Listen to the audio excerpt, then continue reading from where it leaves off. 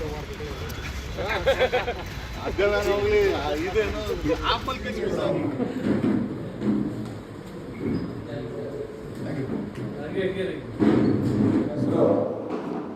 ಶಾಬಾಸ್ ಖಾನ್ ಅಂತ ಯಂಗ್ಸ್ಟಾರ್ ಪಕ್ಷದ ರಾಷ್ಟ್ರೀಯ ಅಧ್ಯಕ್ಷನಾಗಿದ್ದು ಇವತ್ತು ರಾಜಕಾರಣದಲ್ಲಿ ಬಹಳಷ್ಟು ಬೆಳವಣಿಗೆಗಳನ್ನು ತಾವೆಲ್ಲರೂ ಕೂಡ ಗಮನಿಸ್ತಾ ಇದ್ದೀರಾ.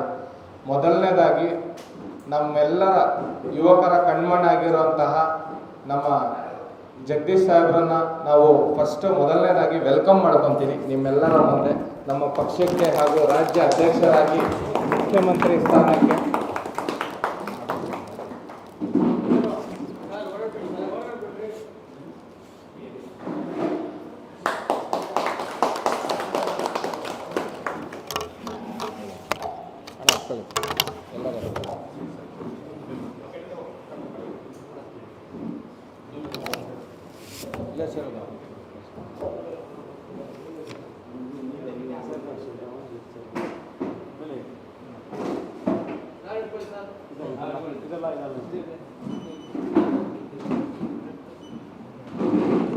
ಮೊದಲನೇದಾಗಿ ಗುರು ಬ್ರಹ್ಮ ಗುರು ವಿಷ್ಣು ಗುರು ದೇವೋ ಮಹೇಶ್ವರ ಗುರು ಸಾಕ್ಷಾತ್ ಪರಬ್ರಹ್ಮ ತಸ್ಮೈ ಶ್ರೀ ಗುರುವೇ ನಮಃ. ಈ ಮಾಧ್ಯಮದವರೇ ನಮಗೆಲ್ಲ ಗುರುಗಳು. ಯಾಕಂತ ಹೇಳಿದ್ರೆ ಸಾಕಷ್ಟು ವಿಚಾರಗಳನ್ನು ತಿಳಿಸಿ ಯಾವ ಯೂನಿವರ್ಸಿಟಿಲಿ ಕಲಿಸಿದಂಥ ಕೆಲಸವನ್ನು ಮಾಧ್ಯಮಗಳು ಮಾಡ್ತವೆ ಅಂತ ಹೇಳಿ ನಂಬ್ತಾ 27 ವರ್ಷಕ್ಕೆ ಪಕ್ಷವನ್ನು ಕಟ್ಟಿ ಇವತ್ತು 30 ವರ್ಷ ನನಗೆ 3 ವರ್ಷದಿಂದ ಸತತವಾಗಿ ಹೋರಾಟ ಮಾಡ್ಕೊಂಡು ಬಂದು ಈ ರಾಜಕಾರಣದಲ್ಲಿ ನಮ್ಮಂತ ಯುವಕರಿಗೆ ಯಾರು ದಿಕ್ಕಿಲ್ವಲ್ಲ ಅಂತ ಹೇಳಿ ಹೋರಾಡುವಂತ ಸಮಯ ಇತ್ತು.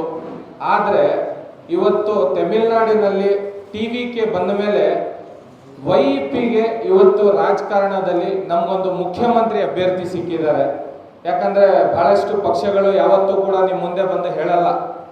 ಕರ್ನಾಟಕದ ವಿಚಾರ ಬಂದಾಗ ನಮ್ಮ ಗಂಗಾ ಚೌಡ ಚಾಲುಕ್ಯ ರಾಷ್ಟ್ರಕೂಟ ಹಕ್ಕಬುಕ್ಕ ಗಂಡುಗಲ್ಲಿರಾಮ ಕೆಂಪೇಗೌಡ ಹೈದರಲಿ ಟಿಪ್ಪು ಪುಲಕೇಶಿ ನೃಪತುಂಗ ಶಾತವಾದ ಅತ್ತಿಮಾಬೇಗ್ ಚಂದ್ರಗುಪ್ತ ನಾಯಕ ಬೆಳವಡಿ ಮಲ್ಲಮ್ಮ ಕುವೆಂಪು ಕಾರನ್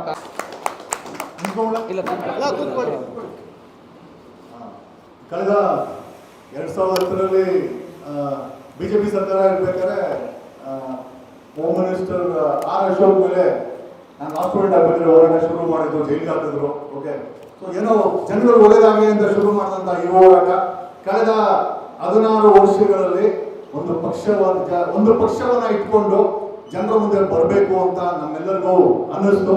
ಸೊ ಆ ನಿಟ್ಟಿನಲ್ಲಿ ಓಕೆ, ನಾನು ಮುಂಚೆ ಆಮ್ ಆದ್ಮಿ ಪಕ್ಷದಲ್ಲಿ 2020ರಿಂದ ಕೆಲಸ ಮಾಡಿದೆ, ರಾಜ್ಯವ್ಯಾಪಿ ಸಂಘಟನೆ ಮಾಡಿದ್ದೆ. ಬಟ್ ಇವತ್ತಿನ ಒಂದು ಪ್ರಶ್ನೆ ಏನಪ್ಪಾ ಅಂತಂದ್ರೆ 3 ಪಕ್ಷಗಳಿದೆ, 3 ಪಕ್ಷಗಳು ಕೂಡ ಸಾಮಾನ್ಯ ಜನರು ಓದ್ಬೇಕು, ಸಾಮಾನ್ಯ ಜನರ ತೆರಿಗೆ ಬೇಕು, ಸಾಮಾನ್ಯ ಜನರಿಗೆ ಕೊಡುವಂತ ಅಧಿಕಾರ ಇಟ್ಕೊಂಡು ಮಜಾ ಮಾಡಬೇಕು. ಕಳೆದ 40 ವರ್ಷದ ರಾಜಕೀಯದಲ್ಲಿ ಅದು ರಾಜ್ಯದಲ್ಲಾಗಿರ್ಬೋದು ದೇಶದಲ್ಲಾಗಿರ್ಬೋದು ಮಾಫಿಯಾ ರಾಜಕಾರಣಿಗಳು ಇವತ್ತು ನಮ್ಮ ದೇಶವನ್ನ ರಾಜ್ಯವನ್ನ ಆಡಳಿತ ಮಾಡ್ತಾ ಇದ್ದಾರೆ. ಜನರಿಗೋಸ್ಕರ ಜನರಿಗಾಗಿ ಇರಬೇಕಾದಂತ ಸಂವಿಧಾನದ ಆಡಳಿತದಲ್ಲಿ ಇವತ್ತು ಮಾಫಿಯಾಗಳಿಂದನೇ ಆಗುವಂತ ಪರಿಸ್ಥಿತಿ ಬಂದಿದೆ. ನಮ್ಮೆಲ್ಲರಿಗೂ ಚಿಂತೆ ಏನಂತಂದ್ರೆ ಈ ದೇಶ ಬಿಟ್ಟು ಹೊರಡೋಗ್ಬಿಡೋಣ ಅಥವಾ ಬದಲಾವಣೆ ಮಾಡೋಣ ಅಂತ. ಸಾಕಷ್ಟು ಬಾರಿ ಈ ದೇಶನ ತೊರೆದು ಎಲ್ಲ ಬೇರೆ ಬೇರೆ ಸಿಟಿಸನ್ಶಿಪ್ ತಗೊಂಡು ಯಾವ್ದಾದ್ರು ನಾವು ಫಿನ್ಲ್ಯಾಂಡ್ ಪೋಲ್ಯಾಂಡ್ ಎಲ್ಲ ನಾವು ಹೋಗಿ UK ಕೆಲವು ಸೆಟ್ಲ್ ಆಗ್ಬಿಡೋಣ ಅಂತ ಅನ್ಕೊಂಡ್ವಿ. ಬಟ್ ಆದ್ರೆ ನಾವೇನೋ ಹೋಗ್ಬೋದು, ಇಲ್ಲಿರೋ ಬಡ ಜನರು ಏನ್ ಮಾಡ್ಬೇಕು ಅಂತ ಹೇಳ್ಕೊಂಡು ಸೊ ಒಂದು ದೊಡ್ಡ ಮಟ್ಟದ ಹೋರಾಟವನ್ನ ಮಾಡ್ಕೊಂಡು ನಾವೆಲ್ಲ ಸಣ್ಣ ಹಳ್ಳಿಗೆ ಬೆಳೆದವರು. ನಮ್ ದೇವೇಗೌಡರ ತರ ಏನು ನಮ್ದು ಯಾವ್ದು ಕುಟುಂಬ ರಾಜಕಾರಣ ಇಲ್ಲ, ನಮ್ಮ ಅಪ್ಪ ಲಾಯರ್ ಕೂಡ ಅಲ್ಲ. ಓಕೆ, ಒಬ್ಬ ಸಾಮಾನ್ಯ ವ್ಯಕ್ತಿಯಾಗಿ ಬಂದು 30 years ಅನ್ನೋ ಏಜ್ ಅಲ್ಲಿ ಲಾ ಮಾಡಿ ಲಾಯರ್ ಆಗಿ ಇವತ್ತು ಕರ್ನಾಟಕದ ಒಂದಷ್ಟು ಜನ ನಾನೇನು ಎಲ್ಲರೂ ಅಂತ ಹೇಳಕ್ ಹೋಗಲ್ಲ, ಒಂದಷ್ಟು ಜನ ಪ್ರೀತಿಯಿಂದ ವಕೀಲ್ ಸಾಬ್ ಅಂತಾರೆ, ಒಂದಷ್ಟು ಜನ ಪ್ರೀತಿಯಿಂದ ಜಗದೀಶ್ ಅವರು ಅಂತ ಹೇಳ್ತಾರೆ, ಒಂದಷ್ಟು ಜನ ಬಿಗ್ ಬಾಸ್. ಇನ್ಫ್ಯಾಕ್ಟ್ ನನಗೆ ತುಂಬಾ ದೊಡ್ಡ ಪ್ಲಾಟ್ಫಾರ್ಮ್ ಬಿಗ್ ಬಾಸ್ ಕೂಡ ಕೊಟ್ಟಿದೆ. ಸೊ ಇಷ್ಟು ಕೊಟ್ಟಂತ ಒಂದು ಸಣ್ಣ ಹಳ್ಳಿಯಿಂದ ನನಗೆ ಗುರ್ತೇ ಇಲ್ಲಂತ 2010ರಲ್ಲಿ ಶುರು ಮಾಡಿದಂತ ಜರ್ನಿ ಇವತ್ತು 2026 ಕರ್ನಾಟಕದಲ್ಲಿ ಒಂದು 30,000 ಹಳ್ಳಿ ಇರ್ಬೋದು. ಒಂದು ಹಳ್ಳಿಗೆ ಹೋದ್ರೆ ಕನಿಷ್ಠ ನಮ್ಮ ಹೆಸರು ಹೇಳುವಂತ ನಮ್ಮ ಫ್ಯಾನ್ ಬೇಸ್ ಇದ್ದಾರೆ.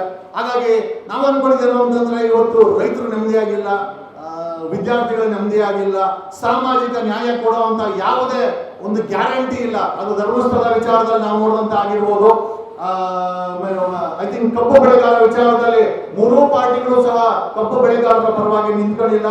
ಧಾರವಾಡದಲ್ಲಿ 3 ಲಕ್ಷ ಸರ್ಕಾರಿ ಹುದ್ದೆಗಳನ್ನ ಭರ್ತಿ ಮಾಡೋ ವಿಚಾರ ಆಗಿರ್ಬೋದು, ಅವರು ಪ್ರೊಟೆಸ್ಟ್ ಮಾಡಿ ನೋಡಿ ನಿನ್ನೆ ಒಂದು 2-3 ದಿವಸ ಹಿಂದ್ಗಡೆ ಬೆಂಗಳೂರಲ್ಲಿ ಗ್ಯಾಂಗ್ ರೇಪ್ ಆಗಿದೆ.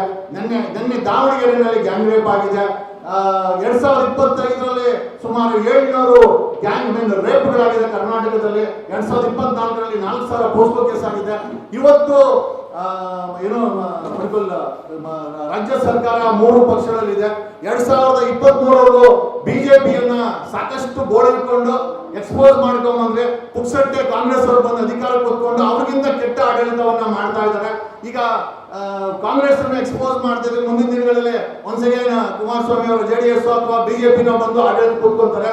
ಯುವಕರಿಗೆ, ಯುವ ಜನತೆಗೆ ಒಂದು ಜಾತಿ ಅಂತ ಇದೆ, ಏನಂತಂದ್ರೆ ಬಡವರು ಸಾಮಾನ್ಯ ಅನ್ನೋ ಒಂದು ಜಾತಿ ಇದೆ. ಆ ಜಾತಿ ಇವತ್ತು 97% ಆ ಜಾತಿ ಜನ ಈ ಕರ್ನಾಟಕದಲ್ಲಿ ಓಟ್ ಹಾಕ್ತಾರೆ, ತೆರಿಗೆ ಕಟ್ತಾರೆ, ಆದ್ರೆ ನೆಮ್ಮದಿಯಿಂದ ನಿದ್ರೆ ಮಾಡಲ್ಲ.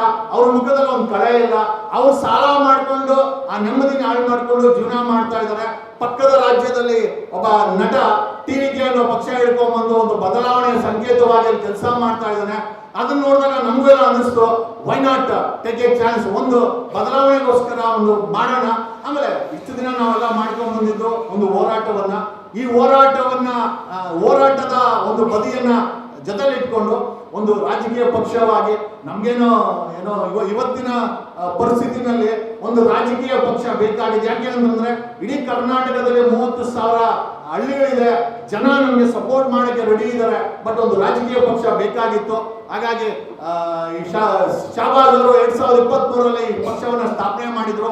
ನಾವು ಕೂಡ ಒಂದು ಹೊಸ ಪಕ್ಷನ ಒಂದು ರಿಜಿಸ್ಟರ್ ಮಾಡೋಣ ಅಂತ ಅನ್ಕೊಂಡಾಗ ಇಲ್ಲಣ್ಣ ಇದನ್ನೇ ತಗೊಂಡು ಮಾಡಿ, ಪಕ್ಷ ಯಾವ್ದಾದ್ರೆ ನಿಮ್ಮ ಯೋಚನೆಗಳು ಚೆನ್ನಾಗಿದೆ ಅಂತಂದ್ರು. ಹಾಗಾಗಿ ಈ ಒಂದು ಯಂಗ್ಸ್ಟರ್ ಪಕ್ಷವನ್ನ ಇವತ್ತು ನನ್ನ ನಾಯಕತ್ವದಲ್ಲಿ, ನಾನು ಅದನ್ನೇ ಹೇಳ್ತಾ ಇದ್ದೀನಿ, ನನ್ನ ನಾಯಕತ್ವದಲ್ಲಿ ಕರ್ನಾಟಕದಲ್ಲಿ ಈ ಒಂದು ಪಕ್ಷವನ್ನ ಜನರ ಮುಂದೆ ತರಬೇಕನ್ನೋ ಒಂದು ಪ್ರಯತ್ನವನ್ನ ಮಾಡ್ತಾ ಇದ್ದೀವಿ. ಅದರ ಒಂದು ಸಂಕೇತವೇ ಈ ಒಂದು ಪ್ರೆಸ್ ಕ್ಲಬ್ ಅಲ್ಲಿ ಒಂದು ಚಿಕ್ಕದಾಗಿ, ನಾವು ಯಾವ ಜನಕ್ಕೂ ಕೂಡ ಹೇಳಿಲ್ಲ, ನನಗೆ ಮಧ್ಯಾಹ್ನನೇ ನಮ್ಮ ಫೇಸ್ಬುಕ್ ಅಲ್ಲಿ ಹಾಕಿದ್ದು. ಹಾಗಾಗಿ ಚಿಕ್ಕದಾಗಿ ಇದನ್ನ ಲಾಂಚ್ ಮಾಡಿ ದೊಡ್ಡ ಮಟ್ಟಕ್ಕೆ 2 ವರ್ಷ 2028ಕ್ಕೆ MLA ಚುನಾವಣೆಗಳಿದೆ. ಒಂದು ಬದಲಾವಣೆ ಬೇಕಾಗಿದೆ. ಅದು ನನಗೋಸ್ಕರ ಅಂತೂ ಅಲ್ಲ, ಬದಲಾವಣೆ ಕರ್ನಾಟಕದಲ್ಲಿ ಬೇಕಾಗಿದೆ. ರೈತರ ಆತ್ಮಹತ್ಯೆಗಳಾಗಿರ್ಬೋದು, 41,000 ಕೆರೆ ಇದೆ. 40 ವರ್ಷದಲ್ಲಿ ಇವ್ರು ಯಾರು ಕೂಡ ಉಳಿಯುತ್ತಿಲ್ಲ. ರೈತರು ಪಂಜಾಬಲ್ಲಿ ರೈತರು BMW ಕಾರಲ್ಲಿ ಓಡಾಡ್ತಾರೆ. ಕರ್ನಾಟಕದಲ್ಲಿ ಒಬ್ಬ ರೈತ BMW ಕಾರಲ್ಲಿ ಅಥವಾ ಒಂದು ಸಣ್ಣ ಗಾಡಿ ಓಡಾಡಿದ್ದು ನಾವು ನೋಡಿಲ್ಲ. ಕರ್ನಾಟಕದಲ್ಲಿ 45,000 ಶಾಲೆಗಳಿದೆ. ಎಲ್ಲ ಮಳೆ ಬಂದ್ರೆ ಬೀಳುವ ಪರಿಸ್ಥಿತಿಗಳಿದೆ. ಬಡವರಿಗೆ ಕ್ವಾಲಿಟಿ ಎಜುಕೇಶನ್ ಇಲ್ಲ, ಬಡವರಿಗೆ ಒಂದು ಕ್ವಾಲಿಟಿ ಹೆಲ್ತ್ ಕೇರ್ ಇಲ್ಲ. 78 ವರ್ಷದಿಂದ ಇವರು 1,000 ಕೋಟಿ ಆಸ್ತಿಗಳನ್ನು ಮಾಡ್ಕೊಂಡ್ರೆ ಹೊರತು ಯಾರು ಕೂಡ ಸಾರ್ವಜನಿಕರಿಗೆ ಕೊಡುವಂತ ರೇಷನ್ಗೂ ಕೂಡ ಇವತ್ತು ತಿಂಗಳಗಟ್ಟಲೆ ವೇಟ್ ಮಾಡುವಂತ ಪರಿಸ್ಥಿತಿ ನಮ್ಮ ರಾಜ್ಯದಲ್ಲಿ ಇದೆ. ಬದಲಾವಣೆ ಬೇಕಾಗಿದೆ ಅಂತ ನಮ್ಗೆಲ್ಲರಿಗೂ ಅನಿಸ್ತಾ ಇದೆ. ಹಾಗಾಗಿ ಈ ಒಂದು ಯಂಗ್ಸ್ಟರ್ ಎಂಪವರ್ಮೆಂಟ್ ಪಾರ್ಟಿ ಅಥವಾ ಯಂಗ್ಸ್ಟರ್ ಪಾರ್ಟಿಯನ್ನ ಇವತ್ತು ಕರ್ನಾಟಕದ ಈ ಒಂದು ವೋಟರ್ಸ್ಗೆ ಅಥವಾ ನಾಗರಿಕರಿಗೆ ಅನಾವರಣ ಮಾಡ್ತಾ ಇದೀವಿ ಅಂತ ಹೇಳುತ್ತಾ, ಐ ಥಿಂಕ್ ಆ ಒಂದು ಶುಭ ಸಂದರ್ಭಕ್ಕೋಸ್ಕರ ನಿಮ್ಮೆಲ್ಲರ ಸಹಕಾರ ಎಲ್ಲ ಬೇಕಾಗಿದೆ. ಮಾಧ್ಯಮನೇ, ನಾವು ಯಾರು ಸಾರ್ವಜನಿಕರು ನಮ್ಮ ಜೊತೆ ಬಂದಿರೋ ತುಂಬಾ ಕಡಿಮೆ. ನಾವೆಲ್ಲ ಮಾಧ್ಯಮ ಮಿತ್ರರಿಗೆ ಹೇಳಿದ್ದು ನಿಮ್ಮ ಮುಖಾಂತರ ಈ ಒಂದು ಪಕ್ಷವನ್ನ ಸಾರ್ವಜನಿಕಗೊಳಿಸ್ತಾ ಇದ್ದೀವಿ. ನಮ್ಗೆ ಇದೇ ರೀತಿಯ ಒಂದು ಸಪೋರ್ಟ್ ಅನ್ನ ಕರ್ನಾಟಕದ ನಮ್ಗೆ ಸಿಕ್ಕಿದೆ. ನಾನು ಆಮ್ ಆದ್ಮಿ ಪಾರ್ಟಿ 2020ರಿಂದ 23 ಕೆಲಸ ಮಾಡಿದೆ. ಬಟ್ ಏನಂತಂದ್ರೆ ಅಲ್ಲಿ ಮೂಲೆ ಕುಕ್ ಮಾಡಿ ಸೈಡ್ಗೆ ಹಾಕಿದ್ರು. ಹಾಗಾಗಿ ಬಿಟ್ಟು ಸುಮ್ಮನೆ ಇದ್ವಿ. ಈಗ ಕರ್ನಾಟಕದಲ್ಲಿ ಈ ಒಂದು ಮಾಫಿಯಾ ರಾಜಕಾರಣವನ್ನ ಬದಿಗಟ್ಟಲೇಬೇಕು. ಐ ರಿಕಗ್ನೈಸ್ ಇಟ್ಸ್ ಮಾಫಿಯಾ ರಾಜಕಾರಣ. ನನ್ಗೆ ಹೇಳಕ್ಕೆ ಏನೋ ಸಮಸ್ಯೆ ಇಲ್ಲ. ಯಾಕೆ ಅಂತಂದ್ರೆ ಬಂದಿರೋ ಆಡಳಿತ, ಓಕೆ, ಜಾತಿ ಧರ್ಮದ ಹೆಸರಲ್ಲಿ ಆಡಳಿತ, ಓಕೆ, ಇವತ್ತು ಸ್ಕೂಲ್ ಮಕ್ಕಳನ್ನ ಬಿಡ್ತಾ ಇಲ್ಲ. ಹಿಜಾಬ್ ಮತ್ತೆ ಕೇಸರಿ ಸಾಲನ ಹೆಸರಲ್ಲಿ 99% ಇವತ್ತು ರಾಜಕಾರಣಿಗಳ ಮಕ್ಕಳು, ಅಧಿಕಾರಿಗಳ ಮಕ್ಕಳು ಬೇರೆ UK, ಕೆನಡಾ, ಬೇರೆ ದೇಶಗಳಲ್ಲಿ, ಆಸ್ಟ್ರೇಲಿಯಾದಲ್ಲಿ ಓದ್ತಾ ಇದ್ದಾರೆ. ಆದ್ರೆ ಸಾಮಾನ್ಯ ಜನರ ಮನೆ ಹೋಗುವಂತ ಶಾಲೆಗಳಲ್ಲಿ ಜಾತಿ ಧರ್ಮದ ಹೆಸರಲ್ಲಿ ಮಕ್ಕಳನ್ನ ಹೊಡೆದು ಇವತ್ತು ಬೀದಿ ಕಳಿತಾ ಇದ್ದಾರೆ. ವಿ ವಾಂಟ್ ಭ್ರಷ್ಟಾಚಾರ ಮುಕ್ತ ಕರ್ನಾಟಕ ಬೇಕಾಗಿದೆ. ಟೋಲ್ಗೇಟ್ ರಸ್ತೆಗಳಲ್ಲಿ ಟೋಲ್ಗೇಟ್ ಇದೆ, ಟೋಲ್ಗೇಟ್ ಮುಕ್ತ ಕರ್ನಾಟಕ ಬೇಕಾಗಿದೆ. ಡ್ರಗ್ ಮುಕ್ತ ಡ್ರಗ್ ಮಾಫಿಯಾಗಳು ಇವತ್ತು ಮ್ಯಾನುಫ್ಯಾಕ್ಚರಿಂಗ್ ಮಾಡೋ ಮಟ್ಟಿಗೆ ಬಂದಿದೆ. ಡ್ರಗ್ಗಳಿಂದ ರೇಪ್ಗಳು ಜಾಸ್ತಿ ಆಗ್ತಾ ಇದೆ. ವಿ ವಾಂಟ್ ಡ್ರಗ್ ಮುಕ್ತ ಕರ್ನಾಟಕದಲ್ಲಿ ಬೇಕಾಗಿದೆ. ಆಮೇಲೆ ಇವತ್ತು ಲೂಟಿ ಮಾಡುವಂತ ರಾಜಕಾರಣಿಗಳಾಗಿರ್ಬೋದು, ಅಧಿಕಾರಿಗಳಾಗಿರ್ಬೋದು, ಭ್ರಷ್ಟಾಚಾರ ಮುಕ್ತ ಕರ್ನಾಟಕ ನಮಗೆ ಬೇಕಾಗಿದೆ. ಹಾಗಾಗಿ ಒಂದು ಲೆಕ್ಕಾಚಾರ ಬೇಕಾಗಿದೆ. ಇವತ್ತಿನ ರಾಜಕೀಯದಲ್ಲಿ ಒಂದಷ್ಟು ನವಚೇತನಗಳು ದಮ್ಮು ತಾಕತ್ತಿರೋರಿಗೆ ಒಂದು ಪ್ಲಾಟ್ಫಾರ್ಮ್ ಬೇಕಾಗಿದೆ. ಕಳೆದ 16 ವರ್ಷದಲ್ಲಿ ಯಾವ ಪಕ್ಷದವರು ನಮ್ಮನ್ನ ಕರೆದಿಲ್ಲ. ಏನಕ್ಕೆ ಅಂತಂದ್ರೆ ನಾವು ಹೋದ್ರೆ ಅವ್ರನ್ನ ತಿಂದ್ಕೊಂಡ್ಬಿಡ್ತೀವಿ, ನಾನು ಹೋದ್ರೆ ತಿಂದ್ಕೊಂಡ್ಬಿಡ್ತೀನಿ ಅಂತ. ಹಂಗಾಗಿ ನಾನೇ ಒಂದು ಪಕ್ಷವನ್ನ ಜನರ ಮುಂದೆ ತಗೊಂಡೋಗಿ ನಮ್ಮಂತ ಅಂದ್ರೆ ಯಾವ ಪಕ್ಷದಲ್ಲಿ ಯಾರನ್ನ ಕರೆಯಲ್ಲ ಅಂತವ್ರಿಗೆ ಈ ನಮ್ಮ ಪಕ್ಷಕ್ಕೆ ಕರ್ಕೊಂಡ್ಬಂದು ಸಾಮಾನ್ಯ ಜನರನ್ನ ನಿಲ್ಲಿಸಿ, ಬರೀ ನಿಲ್ಸೋದಲ್ಲ, ನಾನು ಇವತ್ತು ಆಲ್ಟರ್ನೇಟಿವ್ ಆಗಿ KRS ಪಕ್ಷ ಪ್ರಜಾಕೀಯ ಎರಡೂ ಇದೆ. ನಾವೇನು ಅವ್ರನ್ನ ತಳ್ಳಾಗ್ತಾ ಇಲ್ಲ. ಬಟ್ ಬಡವರ ಮಕ್ಕಳನ್ನ ತಗೊಂಡ್ಬಂದು ಚುನಾವಣೆ ನಿಲ್ಲಿಸಿ 200-300 ಓಟ್ ತಗೊಂಡ್ರೆ ಬದಲಾವಣೆ ಆಗಲ್ಲ. ಗೆಲ್ಲಿಸಿದಾಗ ಮಾತ್ರ, ಈ ಕರ್ನಾಟಕದಲ್ಲಿ ಗೆದ್ದಾಗ ಮಾತ್ರ ಬದಲಾವಣೆ ಆಗುತ್ತೆ. ಯಾವ ರೀತಿ TVK ಜೋಸೆಫ್ ವಿಜಯ್ ಅವರು ಒಂದು ಬಿರುಗಾಳಿ ಎಬ್ಬರಿಸಿ ಗೆದ್ಕೊಂಡ್ಬಂದ್ರು, ಪ್ರಯತ್ನ ಮಾಡ್ತೀವಿ. ಆಗುತ್ತೆ ಬಿಡುತ್ತೆ ನಾವು ಹೇಳಲಿಕ್ಕಾಗಲ್ಲ, ಮುಂದಿನ ಭವಿಷ್ಯ ನಾವು ಹೇಳಲಿಕ್ಕಾಗಲ್ಲ. ಬಟ್ ಡೆಫಿನೆಟ್ಲಿ 2028ಗೆ 3 ಪಕ್ಷಗಳ ನಿದ್ರೆಯನ್ನ ಖಂಡಿತವಾಗಿ ಕೆಡಿಸ್ತೇವೆ. ಯುವಚೇತನವನ್ನ, ಈ ನವ ಯುವಕರನ್ನ, ಯುವತಿಯರನ್ನ ಮತ್ತೆ ಒಂದು ಸ್ವಚ್ಛ ರಾಜಕೀಯ ಮಾಡ್ಕೊಳ್ಳಿಕ್ಕೆ ಈ ಮಾಫಿಯಾ ರಾಜಕಾರಣದ ವಿರುದ್ಧ ತಂದೆ ತರ್ತೀವಿ. 2 ವರ್ಷ ಸಮಯ ಇದೆ. ಜಿಬಿಎ ಚುನಾವಣೆ ಇದೆ. ಜಿಬಿಎ ಚುನಾವಣೆ ಆಗಿರ್ಬೋದು. ಡೆಫಿನೆಟ್ಲಿ ಕಾಂಗ್ರೆಸ್ ಪಕ್ಷ ಜಿಬಿಎ ಚುನಾವಣೆಗೆ ಟಿಕೆಟ್ ಬೇಕು ಅಂತ 50,000 ಕೇಳ್ತಾರೆ. ಸಾಮಾನ್ಯ ಜನರ ಹತ್ರ 50,000 ಅಲ್ಲ, 50 ರೂಪಾಯಿ ಕೂಡ ಕೆಲವೊಂದು ಟೈಮ್ ಗತಿ ಇರಲ್ಲ. ಹಂಗಂದ್ರೆ ದುಡ್ಡಿಲ್ದವನು ಯಾವುದೇ ಅಂದ್ರೆ ನೈತಿಕ ಮೌಲ್ಯ ಏನಂತಂದ್ರೆ ಕೋಟ್ಯಾಂತರ ರೂಪಾಯಿ ಬೇಕಾಗಿದೆ ಅಂತ. ಇವನ್ JDS ಪಕ್ಷನೂ ಅಷ್ಟೇ MLCಗೆ ನಿಂತ್ಕೊಂಡಿರೋದು 147 ಕೋಟಿ ಡಿಕ್ಲೇರ್ ಮಾಡಿರುವಂತ ಗೋವಿಂದರಾಜು ಅಂತವ್ರನ್ನ ಕೋಟ್ಯಾಂತರ ರೂಪಾಯಿ ದುಡ್ಡಿದ್ದು ನಿಮ್ಮಪ್ಪ ರಾಜಕೀಯದಲ್ಲಿ ಇದ್ದನು, MP MLC ಆಗಿದ್ರೆ ಇವತ್ತು ನಮ್ಗೆ ಜಾಗ ಇದೆ. ನಮ್ ತರ ಯಾವುದೇ ಬ್ಯಾಕ್ ಗ್ರೌಂಡ್ ಇಲ್ಲ ಅಂತಂದ್ರೆ ರಾಜಕೀಯದಲ್ಲಿ, ವಿಧಾನಸೌಧದಲ್ಲಿ ಯಾವುದೇ ಜಾಗ ಇಲ್ಲ ಅನ್ನೋದು ಇವತ್ತಿನ ಮಾಫಿಯಾ ರಾಜಕಾರಣಿಗಳ ಒಂದು ಒಂದು ಒಂದು ದಿಟ್ಟ ಸೂಚನೆ ಆಗಿದೆ. ಹಾಗಾಗಿ ಬಡವರ ಮಕ್ಕಳು, ಸಾಮಾನ್ಯ ಜನರ ಮಕ್ಕಳು MLAಗೆ ಬರಬೇಕು. ಜನ ಓಟ್ ಹಾಕ್ತಾರೆ. ಆ ರೀತಿಯ ಒಂದು ಸಂಘಟನೆ ನಾವು ಮಾಡ್ತೀವಿ. Definitely we are going to constitute across Karnataka ಒಂದು ದೊಡ್ಡ ಸಂಘಟನೆಯನ್ನ ಮಾಡ್ತೀವಿ. ಹಳ್ಳಿಯಲ್ಲಿ ಆಗಿರ್ಬೋದು, ಜಿಲ್ಲೆಯಲ್ಲಾಗಿರ್ಬೋದು, ಇದನ್ನ ಮಾಡ್ತೀವಿ. ಜನರು ನಮ್ಗೆ ಸಪೋರ್ಟ್ ಕೊಡ್ತಾರೆ. ಇವತ್ತಾನೆ ಕಂಡುಬಿಡ್ತಾ ಇದೀವಿ. ಇವತ್ತು ಒಂದು ರೀತಿಯ ಹೊಸ ಒಟ್ಟನ್ನ ಈ ಒಂದು ಯಂಗ್ಸ್ಟರ್ ಪಾರ್ಟಿಯ ಮೂಲಕ ಒಂದು ಹೊಸ ರಾಜಕೀಯ ಚಳವಳಿಯನ್ನ ತರ್ತಾ ಇದ್ದೀವಿ.